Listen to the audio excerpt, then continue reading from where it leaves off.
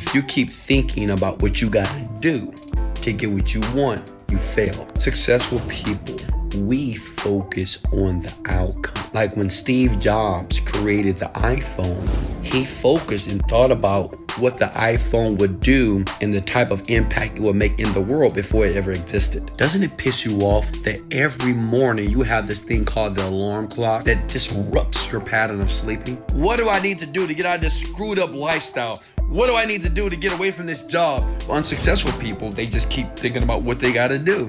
And as long as you think that way, you'll never get the money. Imagine waking up. Imagine not rushing to the shower, rushing to put clothes on. No, but you just wake up because your body naturally wakes up. And then you go to your kitchen and maybe have a chef, or maybe you have your juice for the day, right? And you're so calm, like you're not stressed out because it's nothing for you to do. You do exactly what you want to do.